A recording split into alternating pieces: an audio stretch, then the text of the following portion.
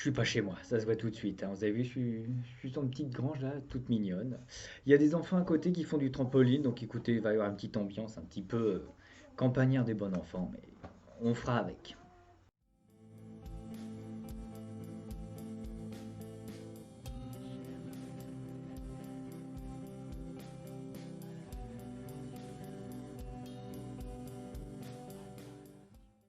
Donc petite vidéo sur l'énergie de la balance. Comme d'habitude, pour connaître un signe, qu'est-ce qu'on fait? On regarde sur le calendrier à quel moment le signe est présent. Donc le soleil rentre dans le signe de la balance le 23 septembre. Il en ressort le 22 octobre. C'est vraiment pile poil sur l'équinoxe. Donc c'est un signe cardinal. La balance est un signe qui ouvre une saison. Et c'est une période de l'année où il y a 12 heures de jour pour 12 heures de nuit. C'est vraiment moitié-moitié, donc on rentre déjà dans l'énergie de la balance et de ce signe-là, qui fait moite-moite. Période de l'année. Mais quel est ce symbole? Bah, une balance. C'est un accessoire, là, cette fois-ci. On est vraiment sur un univers différent des autres signes qui ont pour la plupart des animaux. Donc une balance.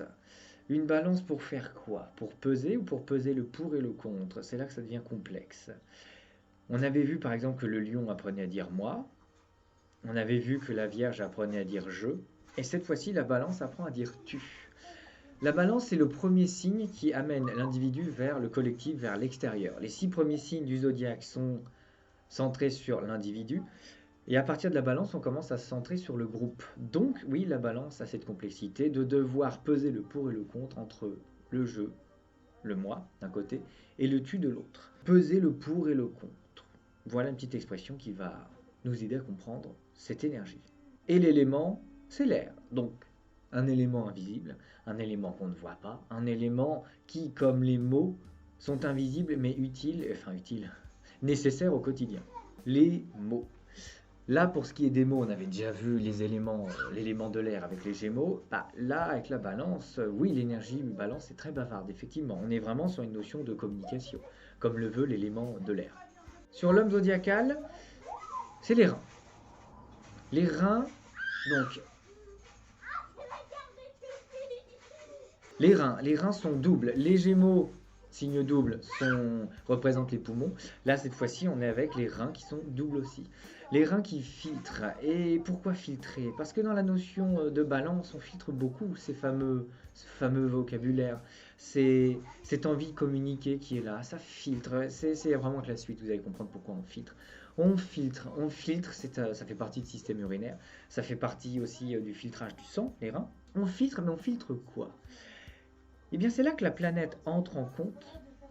C'est là que l'énergie vénusienne, parce que Vénus est à domicile dans le signe de la balance, donc Vénus, planète de l'amour, planète qui représente l'énergie du collectif, planète du corps, planète qui représente le style vestimentaire et l'art. Mais avec la mythologie, on comprend tout de suite les choses autrement. C'est Aphrodite qui gouverne le signe de la balance. Chaque dieu a un archétype. Poséidon, c'est par exemple le trident. On a Hermès avec ses petites chaussures à elle. Tous les dieux ont leur archétype et on oublie souvent que Aphrodite a son archétype à elle, c'est une ceinture. Donc on avait déjà parlé de ça dans la vidéo sur l'érotisme. On va le recommencer, c'est pas grave. C'est pas une ceinture sur la taille, rien à voir. C'est vraiment les écharpes d'honneur, comme les mères ou les Miss France. C'est une ceinture qui va de l'épaule jusqu'à la taille. C'est une ceinture qui a été faite par Héphaïstos.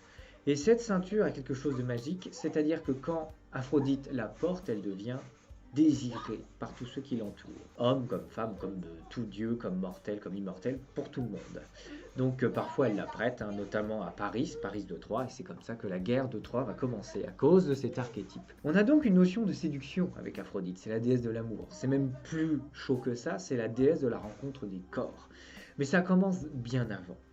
Et c'est là que l'énergie balance va nous aider à comprendre. La drague, l'amour, le flirt, ça commence bien avant un rapport physique. Ça commence, selon la balance, avec des mots. Ça commence avec une notion d'esthétisme. On met des formes, que ce soit, oui, par les vêtements, mais aussi dans les phrases qu'on va tenir, dans les propos qu'on va tenir.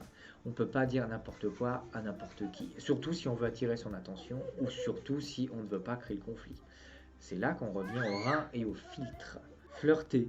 C'est déjà de l'amour. Flirter c'est déjà un rapport qui est lancé. Le rapport n'est pas que physique, finalement, nous dit la balance. Donc, si on sort évidemment du flirt, on peut être dans l'amour, vraiment l'amour tel quel.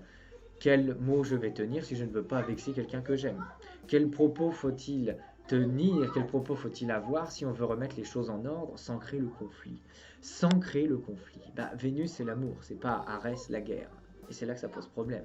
C'est là que oui, la balance et les reins qui sont doubles entrent dans ce fameux conflit intérieur du comment je vais le dire, est-ce que je dois le dire? Oui, la balance communique, bien sûr, elle adore ça. Le problème c'est qu'il y a cette énergie, dans l'énergie balance, le dernier qui parle a raison. On ne veut pas que le conflit, donc on va parler beaucoup, et puis si l'autre arrive et dit bah non, c'est fini.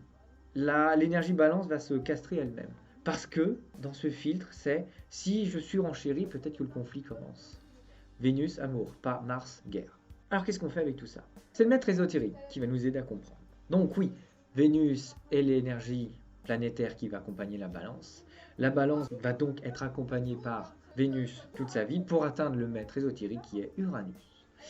Uranos, c'est l'archétype de l'impossible. Parce que au tout début, il n'y avait que Gaïa, la Terre, et Uranos, le ciel. Mais c'est avec sa semence qu'il va enfanter Gaïa, et finalement, là où il n'y avait rien, pas même une notion de vie, il crée la vie matérielle, qui crée quelque chose. Là où c'était impossible, c'était même pas imaginable. Un autre mythe aussi qui se rapporte à Uranus, c'est le mythe de Prométhée. L'indigné, le révolté de l'Olympe qui a réussi à s'exiler en conscience.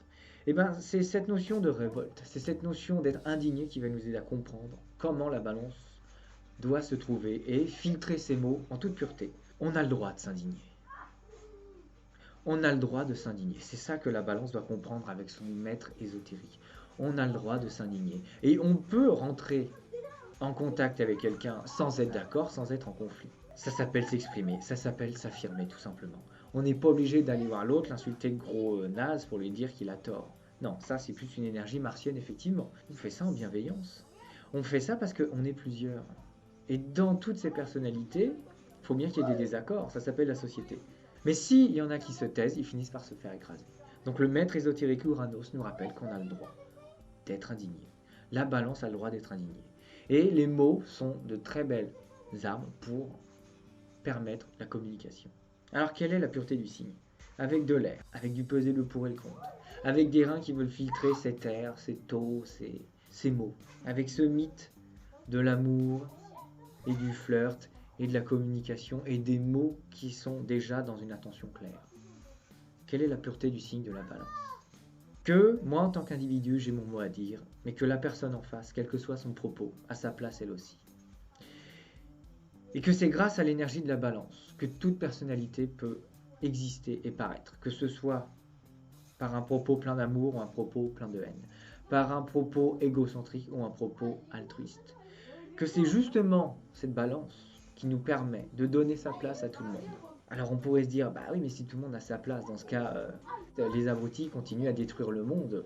Mais on a le droit de s'indigner. Et on a le droit, par nos propos, à essayer de castrer les destructeurs. Et qu'on a le droit, par nos propos, d'essayer de mettre en lumière les créateurs. Elle est là la pureté de la balance. C'est que les destructeurs qui prennent beaucoup de place continuent à détruire parce qu'ils ont les moyens d'écraser. Il y a des gens en face qui sont timides ou qui sont désespérés, qui n'attendent plus rien de la vie.